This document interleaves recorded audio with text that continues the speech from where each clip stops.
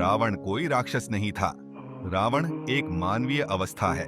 हम में से अधिकतर लोगों को यह सिखाया गया है कि रावण बुराई का प्रतीक था, एक राक्षस जिसे मारना ही धर्म था। यह धारणा हमें सुकून देती है, क्योंकि इससे रावण हमसे अलग हो जाता है। पर रामायण सुकून देने के लिए नहीं लिखी गई थी, वह मनुष्य को आईना दिखाने के लिए लिखी गई थी। रावण अज्ञान का प्रतीक नहीं है, रावण है बुद्धि, लेकिन बिना विवेक के, और यही सबसे खतरनाक स्थिति होती है। रावण वेदों का झाता था, उसने कठोर तप किया था, उसमें अनुशासन था, क्षमता थी, विलक्षण बुद्धि थी, यहाँ तक कि देवता भी उसकी शक्ति से भय खाते थे। अब स्वयं से एक प्रश्न पूछिए, यदि रावण मूर्ख होता तो उसे 10 सिरों की आवश्यकता क्यों पड़ती? वे 10 सिर मूर्खता के नहीं हैं, वे हैं अविराम चलती हुई सोच के।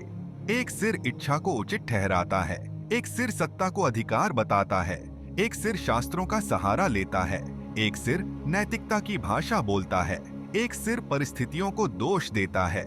यह कोई राक्षसी प्रवृत्ति नहीं है, यह अत्यंत मानवीय प्रवृत्ति है। वास्तविक जीवन में रावण वह व्यक्ति नहीं है जो सही गलत नहीं जानता। रावण वह है जो सब जानता है और फिर भी वही करता है जो उसे नहीं करना चाहिए। रावण वह अधिकारी है जो नीति समझता है पर शोषण करता है। रावण वह विद्वान है जो अध्यात्म पर बोलता है पर भीतर से अहंकारी रहता है। रावण वह मनुष्य है जो हर गलत निर्णय के लिए एक सुंदर तर्क गढ़ सकता है।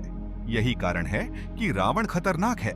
अज्ञान को बदला जा सकता है, पर अहंकार से जुड़ी बुद्धि खुद को बचाने लगती है।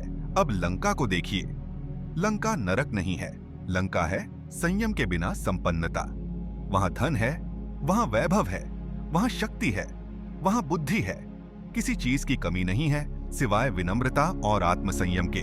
रामायण यहाँ एक बहुत कठोर सत्य कहती है, मन दुख से नहीं फंसता, मन फंसता है सुख, सुविधा और नियंत्रण से।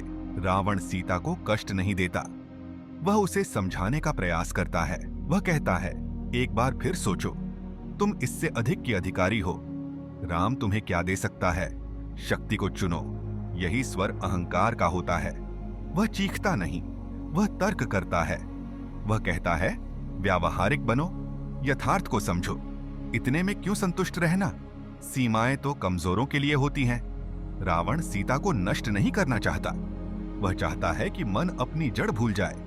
सीता मन है, राम चेतना है। लंका में रहते हुए भी सीता जानती है कि वह राम की है। भ्रम में रहते हुए भी मन कहीं भीतर यह जानता है कि सत्य और स्पष्टता अस्तित्व में है। इसी कारण रावण कभी जीत नहीं पाता। अब रावण और राम के आमने सामने होने को देखिए।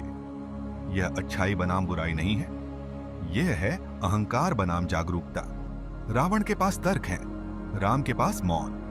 रावण के पास शब्द हैं, राम के पास उपस्थिति। रावण के 10 सिर बोलते हैं, राम का एक केंद्र है। अहंकार चेतना को पराजित नहीं कर सकता, क्योंकि अहंकार चेतना से उधार लेकर ही जीवित रहता है। जिस क्षण चेतना अहंकार से अपनी पहचान अलग कर लेती है, अहंकार अपने आप गिर जाता है। इसीलिए रावण का पतन नैतिक दंड नहीं है, वह आंतरिक असत्य का स्वाभाविक अंत है। और एक बात बहुत ध्यान देने योग्य है, रावण के मरने के बाद राम लंका पर शासन नहीं करते। यह अत्यंत महत्वपूर्ण संकेत है। चेतना अहंकार को हटाकर स्वयं तानाशाह नहीं बनती, वह केवल विकृत संरचनाओं को हटाकर संतुलन को पुनः स्थापित करती है। रामायण आपसे यह नहीं कहती कि रावण को मारो, वह कहती है रावण को पहचानो। जहां बुद्धि सत्य की सेवा छोड़कर पहचान और स्वार्थ की सेवा करने लगे, वहां रावण है। जहां ज्ञान नियंत्रण का साधन बन जाए, वहां रावण है।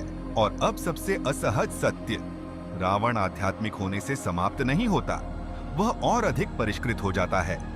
वह दर्शन उद्धृत करने लगता है। अहंकार को आत्मविश्वास कहता है, दमन को नेतृत्व कहता है, इच्छा को महत्वाकांक्षा कहता है। इसीलिए रामायण आवश्यक है, इसीलिए हनुमान चालीसा आवश्यक है। ये राक्षसों की कहानियां नहीं हैं, ये मनुष्य के लिए दर्पण है। असली प्रश्न यह नहीं है क्या रावण बुरा था, असली प्रश्न यह है मेरे भीतर रावण कहां से बोलता है। क्योंकि जब तक उस स्वर को स्पष्ट रूप से नहीं पहचाना जाता, राम दूर ही रहेंगे, मन अशांत रहेगा और लंका शक्तिशाली प्रतीत होगी, पर भीतर से खोखली।